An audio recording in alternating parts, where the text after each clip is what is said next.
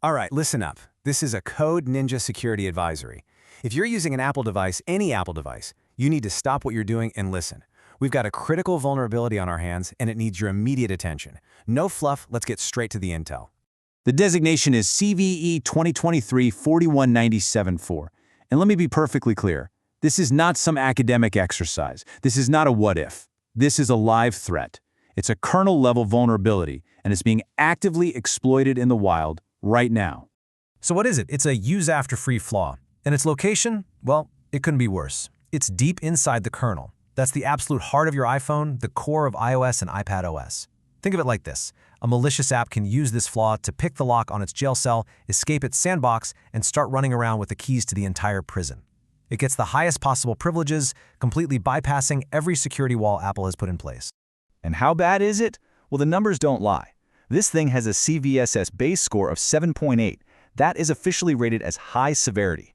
What that really means is that it's easy for an attacker to pull off, but the damage, the impact on your private data, your device's integrity, is incredibly high. Not a good combination.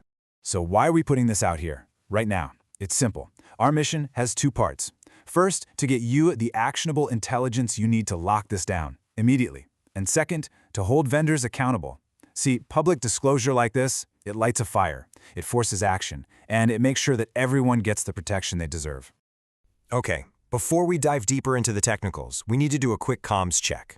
Let's establish a secure intelligence link. This is crucial so you get future threat intel in real time.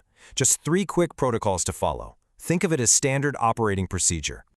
Protocol 1. Subscribe. And just as important, enable all notifications. That's your early warning system. It's the fastest way you'll get the brief when the next 0-day hits. Protocol 2. Hit that like button. Consider that your formal ACK, your acknowledgement.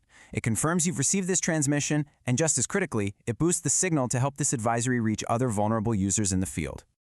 And Protocol 3. Report your status in the comments. Just a simple patched or vulnerable. This isn't just for engagement. You're actively contributing to our situational awareness. It's a live census that helps us map the blast radius of this threat. Your data point matters. All right, comms check complete, secure channel established. Now let's get into the deep dive. We're going to analyze the threat vector, specifically the exploit kit that's turning this bug into a weapon. Okay, so the mechanism here is a classic memory corruption flaw. It's called a use-after-free, or CVE-416 if you're looking it up. In plain English, an attacker basically tricks your device's operating system. They tell it to use a piece of memory that's already been marked as empty. By doing this, they can sneak their own code into that spot. And because it's in the kernel's memory space, their malicious app now has a direct hotline to the core of the OS, letting it run commands as if it is the operating system.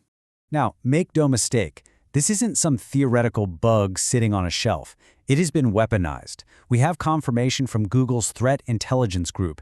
They've identified what they're calling, and I quote, a new and powerful exploit kit that's actively targeting iPhones. The name of this kit? Coruna.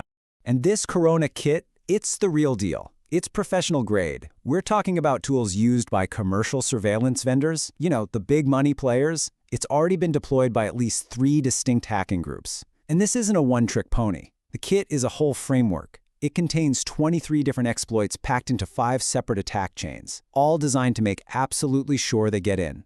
So, that brings us to the most important question, right? After all that, are you at risk? Is your device on the list? Let's get specific right now. Okay, here's the threat matrix. It's simple. If your device is running any version of iOS or iPadOS before version 17.0, you are vulnerable, period. On the hardware side, we're looking at the iPhone XS and anything newer. For iPads, it's the Pro 2nd Gen and up, the Air 3rd Gen and up, the standard iPad 6th Gen and up, and the Mini 5th Gen and up. I want you to literally pause and check your device version right now. Okay, enough doom and gloom. We've defined the threat. Now let's talk about the fix. We are now moving into immediate mitigation directives. It's time to fortify your perimeter. You have 3 critical action items, your marching orders. Number 1, and this is absolutely non-negotiable, update. Get your device to iOS 17 or iPadOS 17 or later immediately. That is the primary patch that kills this threat. Number 2, if you're in a corporate or managed environment, you need to enforce. Use your MDM solution to force minimum OS compliance. Block any vulnerable device from touching your network. And number 3, Harden your personal device settings. Restrict app installs to the official App Store only, and make damn sure developer mode is disabled. Look, let's boil this down to the absolute basics. There is no gray area here. Take a look at your OS version. Is the number lower than 17.0? You are vulnerable, full stop. Is it 17.0 or higher? You are patched against this specific threat. It is a clear, bright line in the sand. Be on the right side of it.